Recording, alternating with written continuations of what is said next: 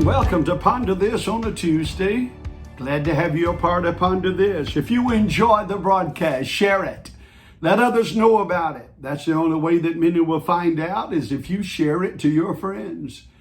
We don't do this just to kill time. I do it because I want to sow something into your spirit, something into your heart, that'll give you something to think on. And because you ponder on it, it will lead you into a position or into a place of greater peace and joy. Let's get into our thought for today. Very short on this one. There'll be a couple. God never allows anything that we don't deserve, ask for, or need. Now that is a lot to be said.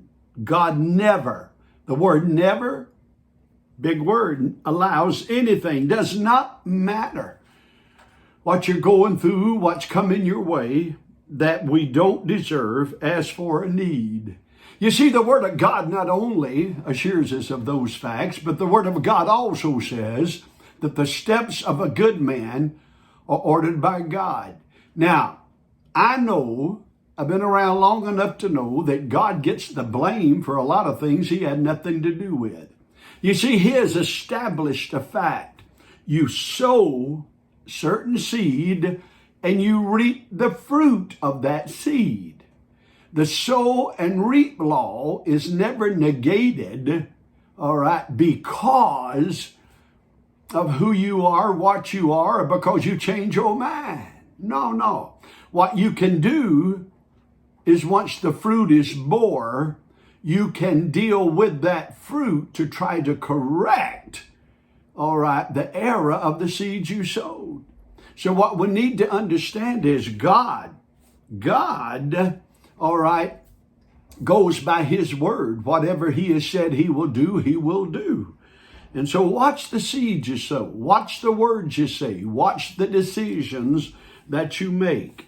Here's another one. D. Roberts, I'm quoting, said, prosperity is not about money and assets. It's about the degree to which the presence of God is on, and I like to add a slash to that, or in your life. That is what defines prosperity. You see, stuff, as I often say, is going to pass away. We work untold hours to build our little earthly kingdoms. We've got to have the bigger house, drive the finer car, wear the latest fads or fashion. Doesn't matter how much money we have to pay. We even go in debt to stay in style, and all of that will move into the realm of insignificance one day in your life. But what you need and I need to always understand is that God's presence in my life, God's presence in my heart, makes me far richer than all of the stuff I own. All right?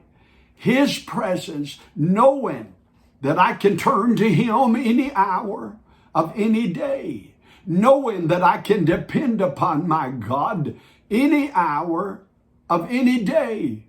There is no riches that outweigh that, because this God that we serve is a supplier of all of our needs.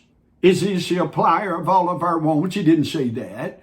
Though you know what? Being the Father He is, sometimes He'll give us what we want, knowing we don't even need it. But we keep asking. And eventually we realize that was a mistake.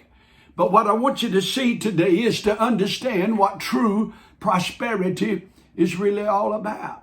The apostle said, howbeit, I would that you prosper and be in good health, even as your soul prospers.